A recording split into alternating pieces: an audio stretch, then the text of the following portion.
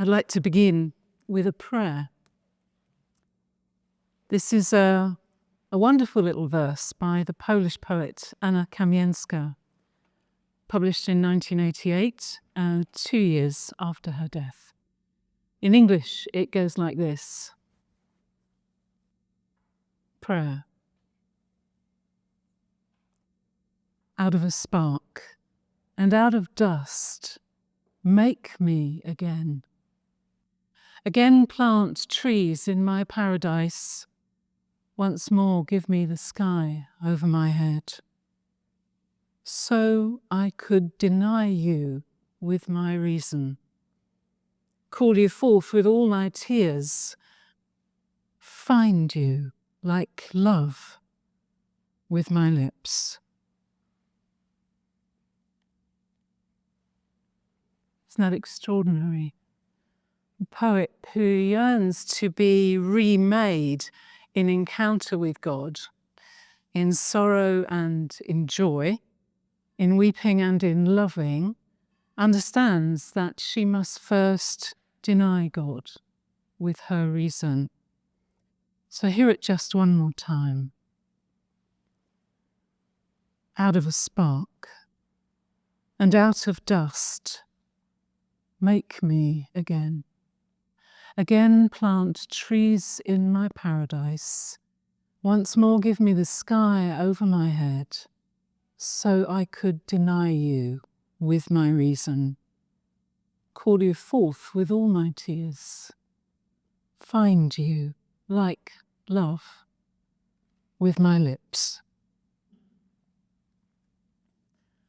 Thank you to St. Paul's for inviting me. Thank you, Paula, for your generous introduction. Thank you, everyone, for your company today.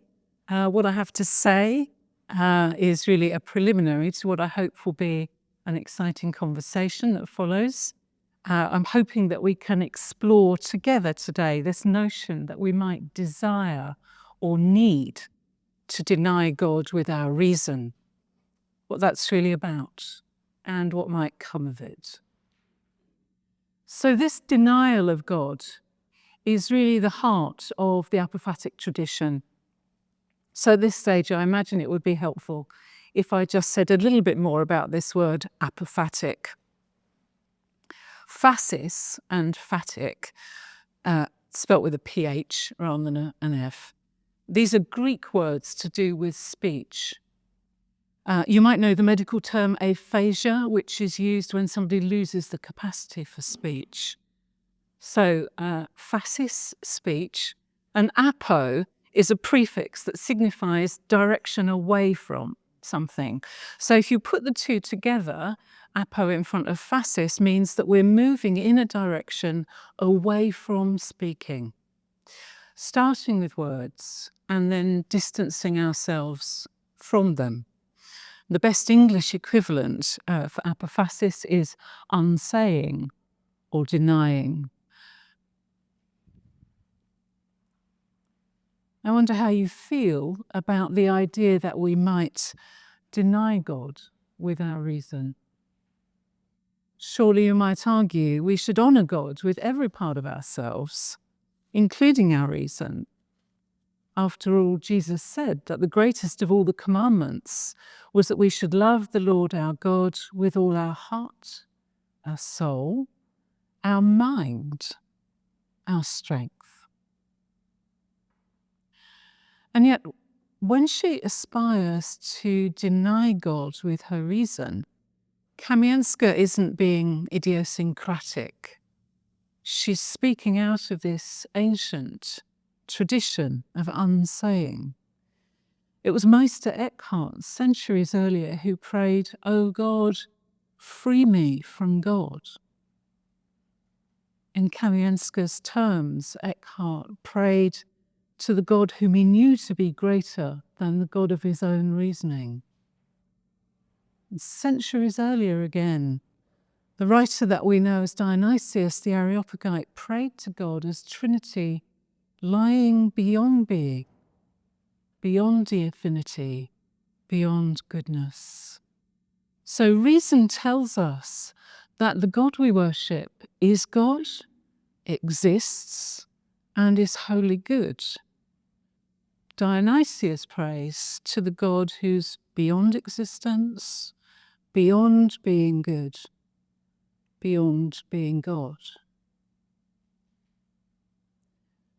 Now, I often invite students to join me in a sort of pantomime game of, oh yes it is, and oh no it isn't. So you all played that game, haven't you? I offer them a series of words or images that we might use in reasoning together about God. So we start with something simple and tangible. I might hold up a rock. Somebody's job is to say, oh yes, God is a rock. And then we ask them to explain why. Well, they might say, the Bible encourages us to imagine God as a rock, as a stable, unshakable, utterly reliable, never going to change and become something else, trustworthy ground beneath our feet. And also a high place to be a refuge in times of peril. Okay. And then it's somebody else's job to counter. No, God is not a rock. God is not a heavy, lifeless, material lump. You can't pick God up and smash something with him. And then we move on from rocks to more complicated things. A lion, perhaps. A person. A king. And the game goes on. Oh, yes, he is. Oh, no, he isn't. And then we go further. God is mind. God is spirit. God is good. God is God. And all we're doing in my game, we note, is putting into practice what Dionysius wrote many centuries before. Part of what's going on in my game is that there are certain things people say about God that are obviously metaphorical, aren't they? My stronghold, my rock, my shepherd. And then there are things we say about God like spirit, good, and God, which we tend to think of less metaphorically. We tend to think of them as not just telling us what God's like, but what God really is. And then there's a middle realm, isn't there, of words that some of us take metaphorically and other of us less sure about: creator, judge, king. But the logic of my game drives us to erase this distinction between metaphor and literal statement, to realize that when it comes to speaking of God, all our words are metaphors. So those people whose job it is to say, oh no, he isn't mind, isn't spirit, isn't good, isn't God, they really wince a bit when we get started. But gradually they get the hang of it. And they say, he isn't mind as we think of mind. He isn't good as we think of good. He isn't God as we think of God. At which point we've arrived in the same place as Meister Eckhart, and we might perhaps be ready to pray with him to God, that he might free us of what we think of as God. So why does all that matter? It matters because it draws us into a deeper relationship with God. A relationship which is at the same time free of certain kinds of spiritual danger and wrought with other kinds of peril. The Bible is pretty clear on the subject of our inability to understand God. You may think of Isaiah chapter 55, verse 8. For my ways are not your ways, my thoughts are not your thoughts, nor are my ways your ways, says the Lord.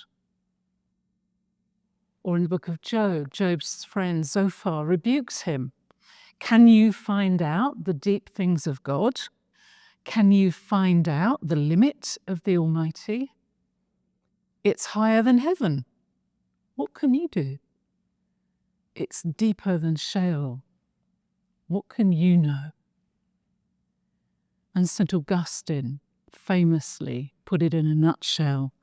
Whatever you think you've understood, he said, it can't be God. One of the classic texts of the Apophatic tradition is a commentary on the life of Moses written by St. Gregory of Nyssa.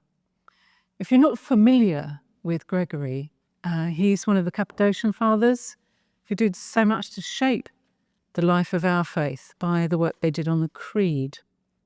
So Gregory goes back to the classic story in Exodus, chapters 19 to 21, of Moses' ascent of Mount Sinai to meet God at the mountain's peak and to receive the stone tablets containing the 10 Commandments. And Gregory points out that the text says that cloud and smoke covered the mountain, thickening to dense darkness at the summit. And so he draws the moral of the story. Journeying towards God isn't about the light growing stronger and stronger as we approach him until we stand face to face and know his will and see the truth hold. On that day on Sinai, as Moses ascended the mountain, he must have been less and less able to see what was in front of his nose. You can imagine his steps faltering, becoming more and more tentative, until in the end he's feeling his way forward with his fingertips. He probably stubbed his toes once or twice, and maybe, just maybe, felt the scree slip under his feet, felt the terror of possibly falling and being lost. And that isn't just how it was for Moses on that day, it's how it is. Things don't become intellectually clearer as we get closer to divine presence. We don't become more confident. We become more helpless, more vulnerable. Why? Because the closer we get to encountering God, the more we realize we can't understand him. Gregory says, this is the true knowledge of what is sought. This is the seeing that consists in not seeing, because what we seek is far beyond all knowledge. Apophatic spirituality takes divine infinity seriously. Both Augustine and Gregory see that we can't know God because God is simply too big, too beyond. God overflows everything we can think or see. If he dwells, as it's often said, in unapproachable light, that light blinds us so effectively that we experience it as darkness. We can get glimpses. We can see in part, but not the whole. A simple analogy might be the way we take a photograph. If we're taking a picture of a flower, we can stand quite close to it, can't we, and get the whole flower in the picture. But if you want to take a picture of a building, this building, say, you're going to have to step back and then step back a bit more to try and get it all in the frame. Now, how far back would we have to step to get God in the frame? The whole cosmos isn't big enough to give us room for that. Or if you prefer, we might think of Holy Communion, which many of us have received this morning. We receive just a taste of God. a morsel of the promised heavenly banquet, don't we? And however many of us receive it, however often, the amount of food being offered never diminishes.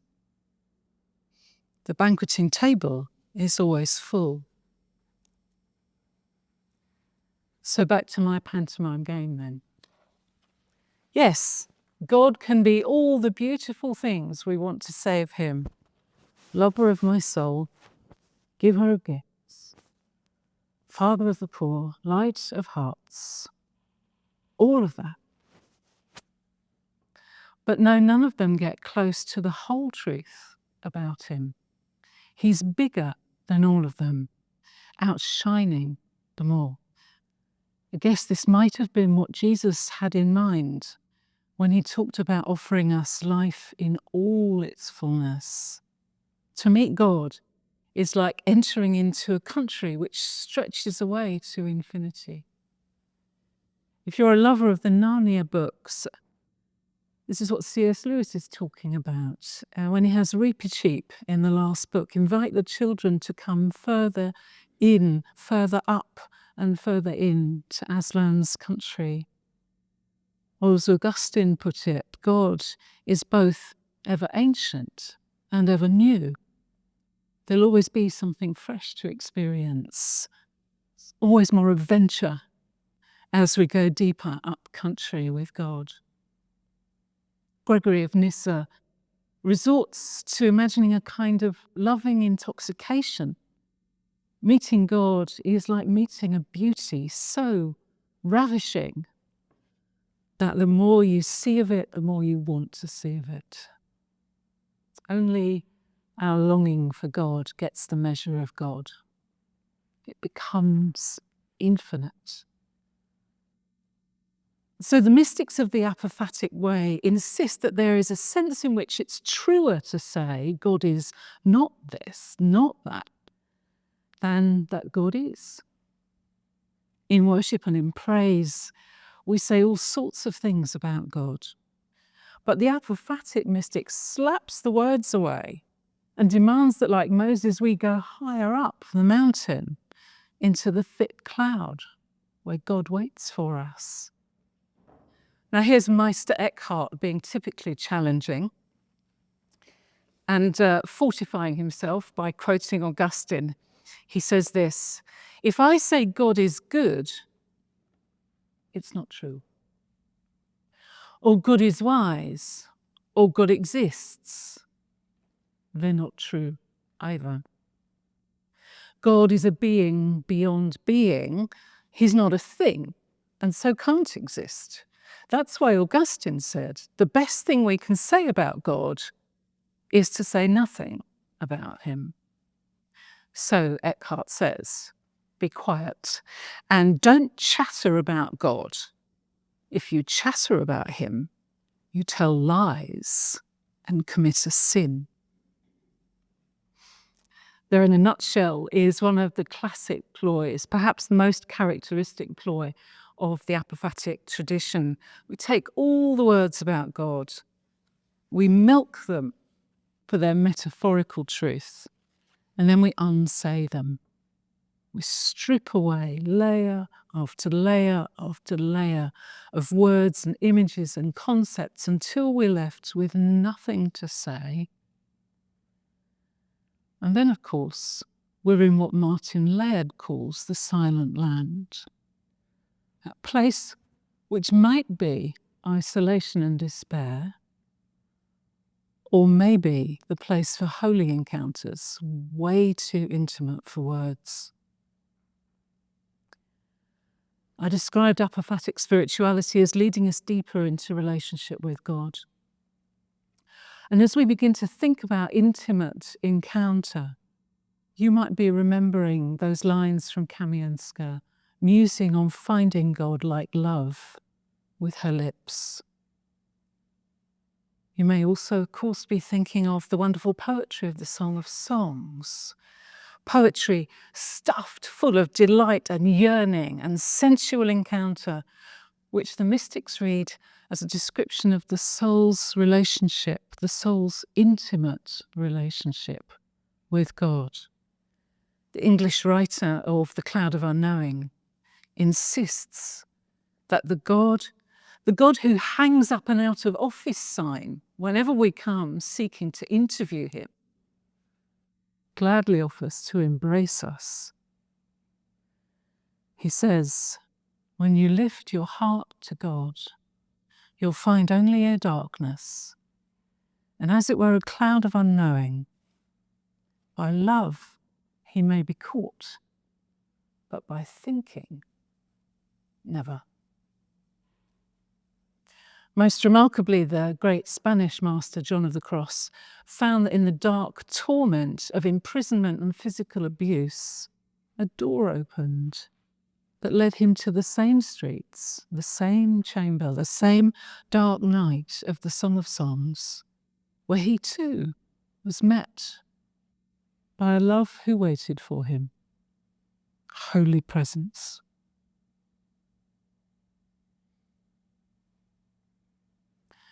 Now, a while ago, I said that the denial of all our ideas about God doesn't just take us deeper into relationship, but it's also less dangerous. Let's rewind to that for a minute. And a little further back to my game again, and the words that we're really uncomfortable about unsaying. Honestly, it doesn't really matter very much whether we unsay our talk about the Lion of Judah and the Rock of Salvation, because pretty well everyone agrees that it's not meant literally anyway. But our uneasiness about unsaying Creator, Lord, Almighty God, points us both to their precious value to us, those words, and also to their danger. Just as you might shrug your shoulders over the loss of a penny, but be distraught over the loss of a month's wages, it's the things that are of most value to us that bring out our possessiveness. We've all got an inner golem, haven't we? All too ready to betray our better selves in order to cling on to our precious. Fact is, humanity's prone to idolatry. And we don't just make material idols out of wood or metal or stone, but we make much more dangerous intellectual idols, constructed out of whatever we've been taught and dressed up in the beautiful memories of our own holy encounters. We get so stuck on our understanding of God that we forget it's still our understanding. And we get to worshipping as if there were no distance between our ideas and the heavenly reality that lies far beyond. So Meister Eckhart compared it to fixing a covering over a window. Beyond the window, radiant sun is huge. But within our little room, quite a small shutter or blind can cover it up completely.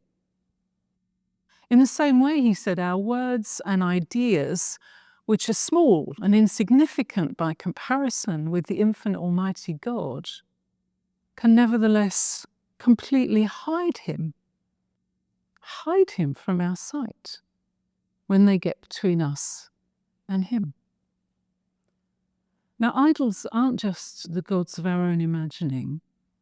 They're also domesticated to some degree. I don't mean to say they can't be frightening. We're perfectly capable, aren't we, of projecting our own terrors onto our image of God. I think we're all too aware of that. But there's a kind of negotiation that you can conduct with an idol. Your knowledge of it places it in your hands, after all, and you can placate it, you can bribe it with worship, and you can mollify it with service and sacrifice.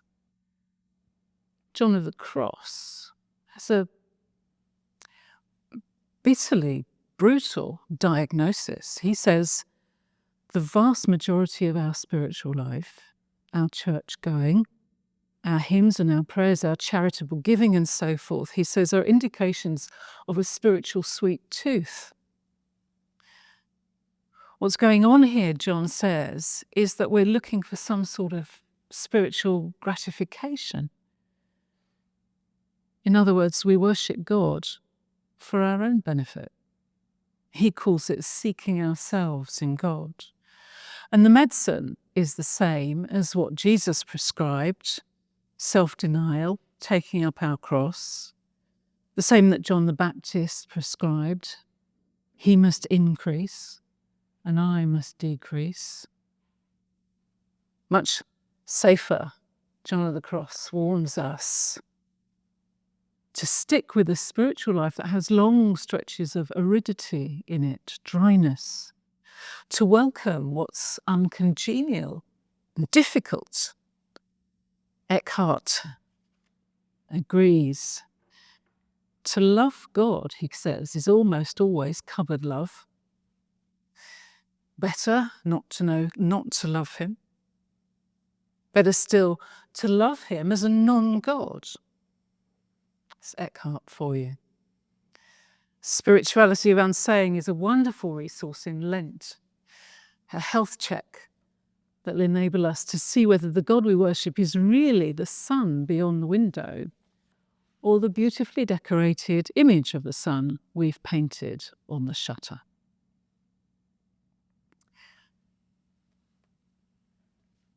Apophasis shelters us from that kind of danger, but it has perils of its own.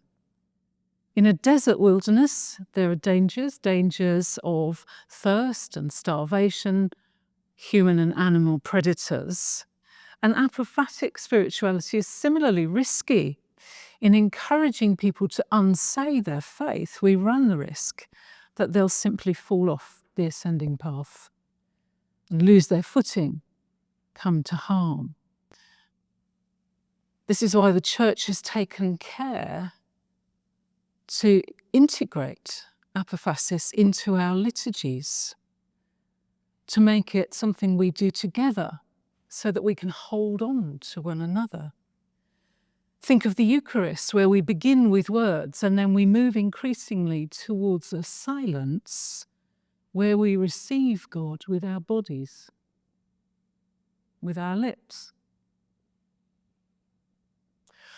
Or our Lenten disciplines of setting aside the Alleluia and the Gloria. Do you do that here? Yes. Those words of spiritual comfort and delight, and stripping back the material adornments of our churches. Apophasis can and should be embedded in the practice of Lectio Divina, Bible reading, and in our prayer practice. Apophasis is spiritual dynamite, and we need to be very careful about setting it off without appropriate safety precautions. But that's not the peril I want to focus on today.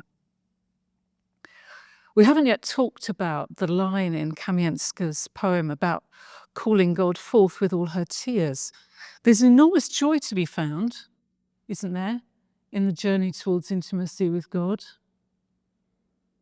So some of those tears may be tears of joy, ones that spring to our eyes in moments too deep for words, when we hold a newborn baby, contemplate the beauty of the stars, or hear words of love. But the tears may also quite simply be because it hurts. Disciplines of unsaying and unknowing aren't just a kind of cupboard clear out in our thoughts about God. They're also a kind of, a particular kind of undressing. No one, to my mind, has caught this aspect of apophasis better than C.S. Lewis in the Narnia series. If you know it, in the episode of Eustace and the Dragon, in The Voyage of the Dawn Treader. So what happens to Eustace is that as his eyes begin to be opened, he sees at last his own nature, which is utterly beastly. This isn't what he was born to be, a boy, but what he's become, a vile and jealous dragon. And seeing this, seeing who he is, he's revolted. And he makes several painful attempts to strip off the scaly hide that covers him. He turns his frightful claws against himself. But on each occasion, as he steps, shaking but free, out of the stinking dragon skin, he looks down and he sees there's another layer underneath, another skin that needs to come off. And in the end, despairing of ever getting free, he's met by Aslan, who says, "You'll have to let me." And Lewis's description of Eustace submitting to the claws of the great lion, and the pain and the freedom and the delight of the restoration of his own skin, I think it's one of the most insightful spiritual truths to be found in children's literature.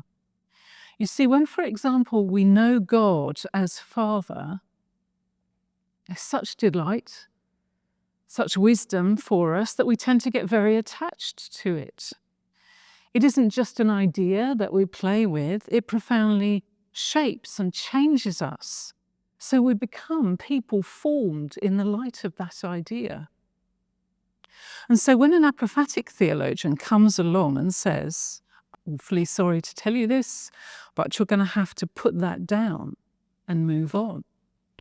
If you don't want to find that you've ended up worshipping your experience of God the Father, instead of worshipping the God who stretches far beyond," then you aren't simply being asked to put something precious down and move on. You're being asked to peel off a layer of who you've become.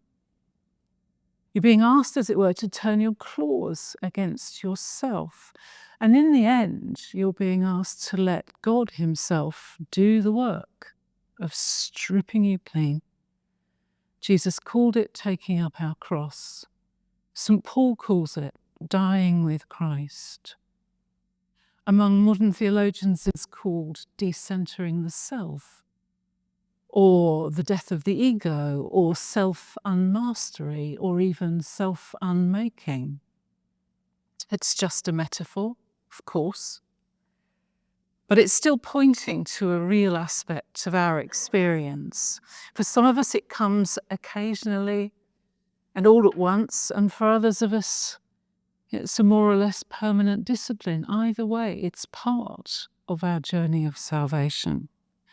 And so we deny God with our reason in order to call him forth with our tears and find him with our lips. The way of apophatic spirituality is a way of unsaying and unknowing, of vulnerability, and of a hunger for God that won't be satisfied with anything less than finding ourselves held in his embrace.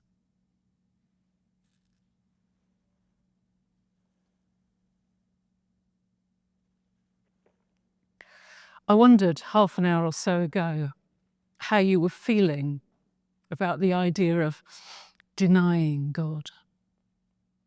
We've heard some words, particularly from Eckhart, that are calculated to shock us. We need to use them wisely, of course, and appropriately. If you've ever taken a first aid course and learned how to do manual CPR, you might recall leaning with your whole body weight onto the chest of an adult. You've done that? And then they teach you that if you have to do CPR on an infant, you use 2 fingers very, very gently on the sternum. Eckhart himself encouraged his audience to take only as much of his medicine as was good for them at the time. If your spiritual heart is beating healthily, then you may take all this apophatic talk as perhaps an overly dramatic theological curiosity.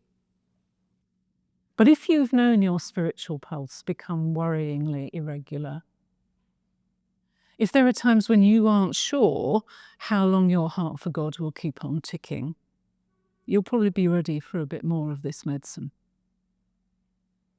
There's a time and a place for CPR. And the more of us who are trained in it, the better. I would argue this is a good time and place for more of us to be trained in apophatic spirituality. As we see in this nation and across the globe, growing numbers of people intent on invoking our God, selecting parts of our Bible, even co-opting church leaders in order to stoke culture wars and to present themselves as champions of Christian values against whatever their preferred enemy of the moment is. We need a spirituality that emboldens us to proclaim a bigger God.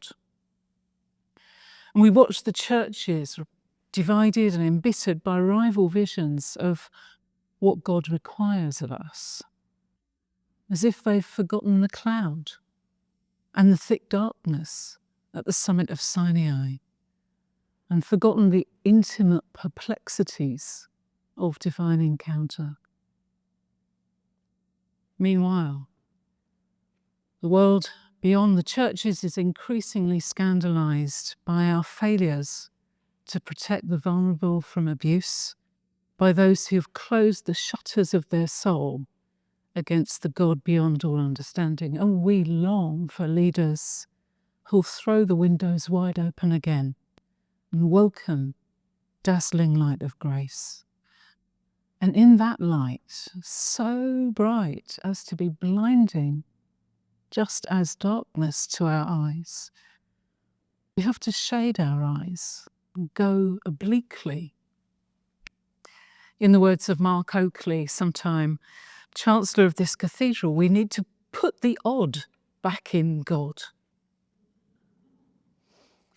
In a time of crisis upon crisis, we need not more talk of God, but more intimate acquaintance with him.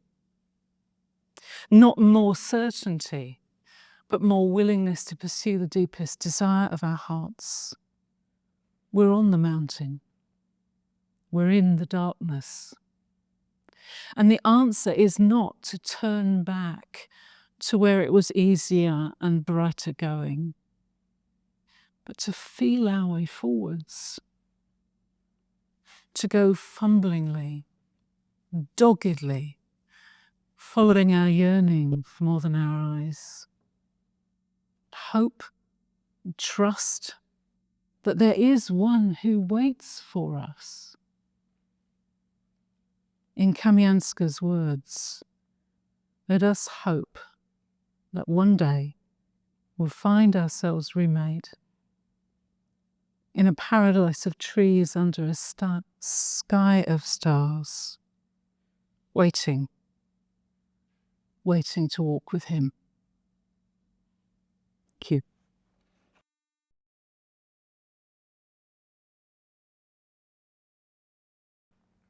That's a good question.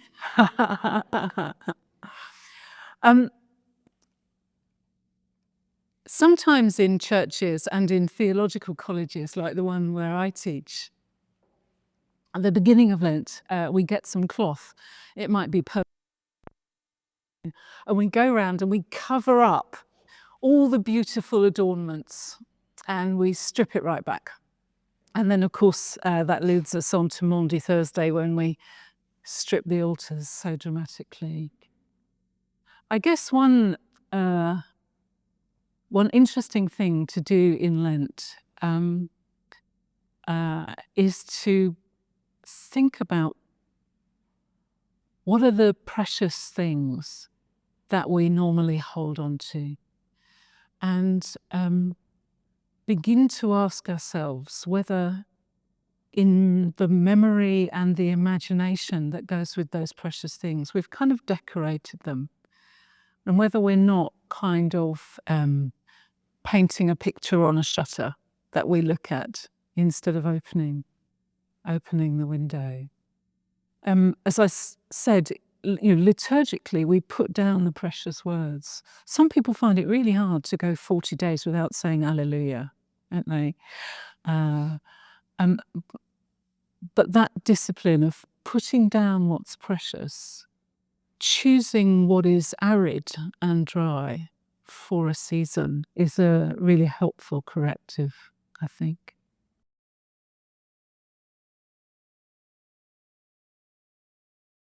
You know, in the earliest years of the church and in St. Paul's writing, mystery, when people talk about the mystery of God, what they're actually referring to is Jesus.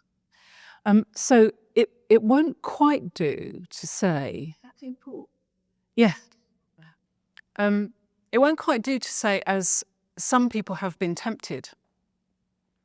Well, of course, we didn't know what God was until God revealed himself to us in Christ Jesus, and now we do know. That won't quite do, because what has been revealed in Jesus is precisely mysterious. So if you go to our creed, for example, which declares Christ to be both fully divine and fully human, without telling us how you do that, we have mystery right there. But I think there's a more basic illustration of this. Some of you in this audience may be married. Some of you may have been married for a long time. Some years ago, I was invited to supper by a couple who were students training for ordination. And at one point in the evening, she, who was a dynamite of a lady, rushed off to do something in the kitchen, throwing some comment over her shoulder as she went. And he, who was a peaceful mountain of a man, turned to me and he said, 20 years I've been married to that woman, and she's still a mystery to me. And that just stuck in my memory as a way of, just because we know somebody, it doesn't mean we know them completely. And so we're still in this business of, we see glimpses. What's revealed in Jesus is the face of the mysterious God. We get a kind of portal onto divine nature, but we can't say we've comprehended it at all, even though his life had a limit to it. It's a vista, isn't it? An infinite one.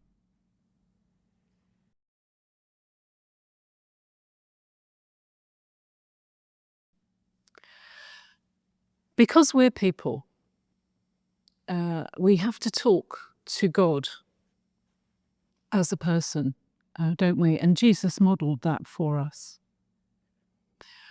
But that's a kind of at least in part, an accommodation to the way our minds work, isn't it? There's more going on than that. So the classic place to turn to is Romans 8. You had Sarah Coakley standing here talking about Romans 8, have you? Oh, there's a treat to come. Romans 8, verse 28, isn't it? Where Paul says the Spirit groans within us too deep for words. And theologians reflecting on this have used words like, so Archbishop Rowan used to talk about the prayer of Christ happening in us. Others have talked about the conversation that's going on between the members of the Trinity and how the voice of the Spirit is voiced out of us. So if you think about classic intercessory prayer, oh God, my heart is breaking for the people of Gaza. Would that you would bring peace. At one level, that's me talking to the God who is beyond. Another level, it is God himself voicing his lament over Gaza within me, isn't it? So dialogue is part of what is going on, but it's never all of what's going on, and that's not a good answer, and I apologise.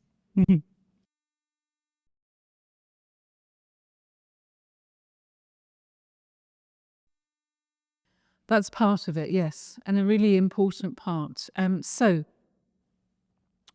one of the dangers of thinking about the greatness of God is that we begin to get caught up in a language of transcendence. So we say God is beyond, God is beneath, God is the source of all, etc. And so this little thing that I am this little world that we are. God is infinitely beyond. And the Bible has lots of material there to encourage us in that thought. But if we're not careful, what we end up doing is kind of pushing God so far away. The transcendence of God means that it's very hard to think of God as involved, caring about the minutiae of life. And we end up, as many did a couple of centuries ago, with a kind of deistic notion of a God who's too remote to be involved. And I think one of the great things about this language of an interior journey is recapturing the sense that God is so transcendent, that God is not just beyond, but God is in everything. God transcends transcendence, the mystics say. And so we need the language of immanence as well. And there's been so much danger done, isn't there, by separating God off from us. And then he looks down at us from a very great height, generally disapprovingly. And this capacity to see God within, but not just within me, within all things. We could go into pop spirituality and sing that there's a crack in everything, and that's how the light gets in. There is, but all the mystics have said, think of Julian of Norwich with the little thing like a hazelnut, or William Blake. We can find, as we look deeply into anything, that it becomes, transparent to the God who is beyond and beneath and sustaining it in being. So yes.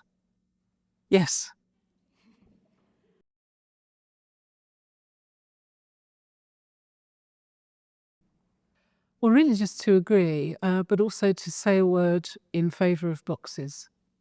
God is very gracious and very generous and gives us these words, Theology, the words of God, is by and large repeating back the words that God has given us. And if you want to carry something around, a box is a really useful thing, isn't it? But the problem is,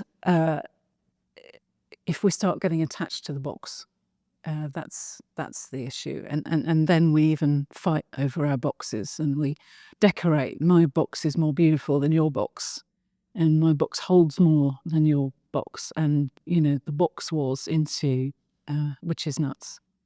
But this is why unsaying, I think, in some ways is a better translation of apophasis than denying, because it's very clear that it's parasitic upon saying. You need to say something first. The apophatic appreciation of the mystery and the infinity of God is no excuse for not doing the hard work of learning about God. It doesn't mean that we all just say, oh, well, there's no point trying. But rather to say, here's this huge banquet that we feast on, and there's always more. There's always more. And the Eucharist is such a power. Wasn't Jesus clever?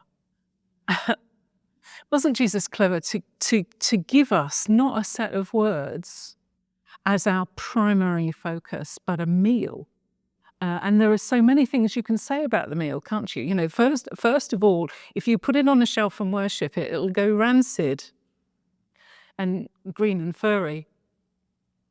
You've got to eat it, and then you've got to turn it into energy. And then you've got to have another one. Yeah, we've got to keep coming back.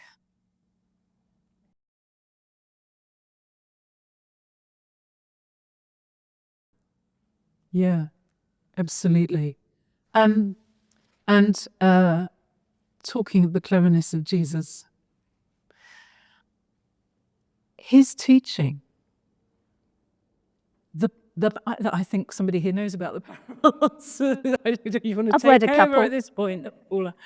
But when you look at the parables, there's a kind of surface meaning, and many of us can get so much out of the surface meaning, can't we? They're good on the surface, But there's also embedded within, I would say, broadly, every one of the parables, there's also like a depth charge. Some little paradox, some little thing that doesn't quite sound the way you think it ought to sound, that takes you deeper and deeper and deeper. And I find every time, I've written a sermon on one of the parables or done a class, and I think I've done it now. I've thought all the things that I can think about that parable. 3 months later, I come back and I'll find there's another word that's making me just go deeper. So Jesus himself, yes, he presents himself for people to follow, but he does it in such an extraordinary way that you can never stop finding more depth in him. So at the one and the same time, there is this kind of our capacity to cling childishly, just hold his hand and follow. And at the very same time, there's meat for our mind, our soul, our strength as well, just to keep going deeper.